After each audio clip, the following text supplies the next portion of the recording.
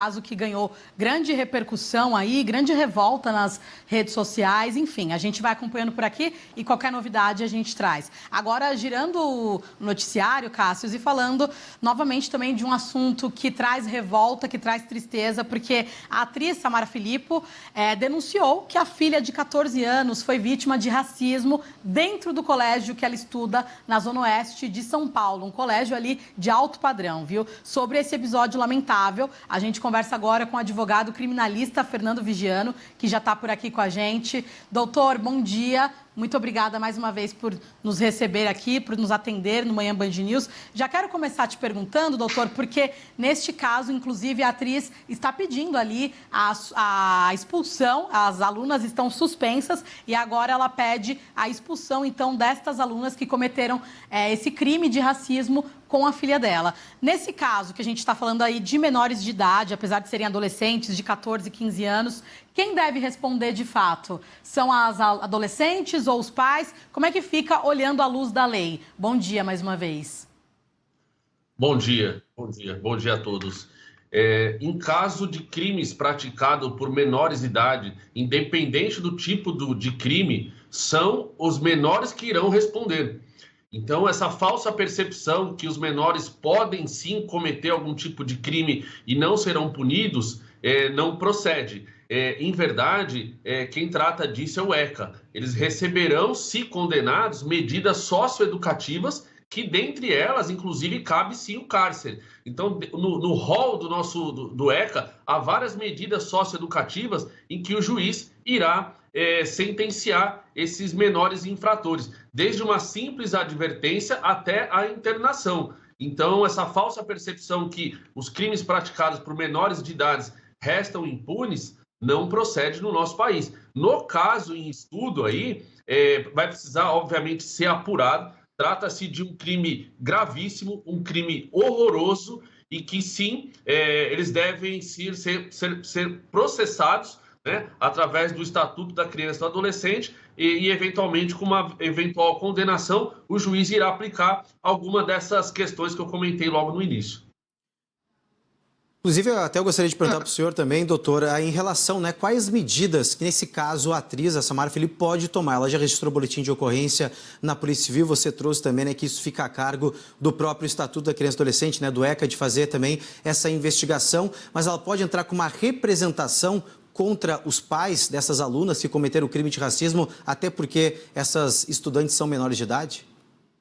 Olha, em verdade, em algumas das sanções, inclusive, cabe a reparação do dano. Ou seja, ela pode sim, de alguma forma, procurar reparar o dano sofrido, ela pode sim representar a escola de alguma forma, porque a escola deve responder solidariamente aí, porque a escola, por mais que se diga inclusiva, nós entendemos que sim, é dever da escola não só lecionar matemática, francês, português, mas sim educar e criar mecanismo de proteção para que haja uma convivência entre todos os alunos aí. Dessa forma, eu entendo que sim, né? Ela vai procurar não só a esfera criminal, como também a esfera civil, e é o que nós queremos, que a escola também seja responsabilizada, porque a escola responde, a escola deve criar mecanismo de proteção. E, infelizmente, no caso em estudo, aí percebemos que até o presente momento só houve a suspensão das alunas. Então,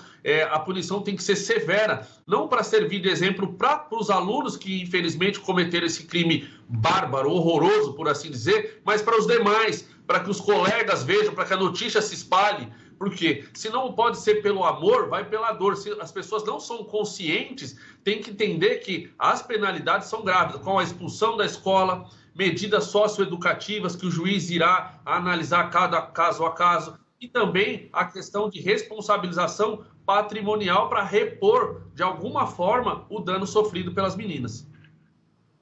E, doutor, a gente, como o senhor já trouxe em relação à escola, a gente fica se perguntando de que forma também a escola pode sofrer algum tipo de penalização olhando para tudo isso. A gente, até trazendo um pouco mais da história, né? As alunas pegaram o caderno, então, da filha da atriz, arrancaram algumas folhas, colocaram ofensas racistas nesse caderno, depois devolveram ali para o Achados e Perdidos. Então, a gente também vê, de certa forma, algumas facilidades que elas tiveram ali em pegar esse caderno, depois em devolver. Então, faltou também um controle ali da escola, mas de que forma a escola também pode ser responsabilizada por esse caso?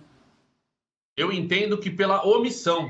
Nós sabemos que esse caso efetivamente foi levado adiante, mas isso não é um caso isolado. Precisa avaliar se esse é o primeiro caso, se não houve sinais que isso já estaria acontecendo e a escola não tomou providências. Então, é muito importante que haja, sim, uma punição exemplar, não só para quem cometeu esse crime horroroso, mas que também a escola, para que ela possa criar mecanismos de proteção para os demais alunos ali que frequentam aquela escola.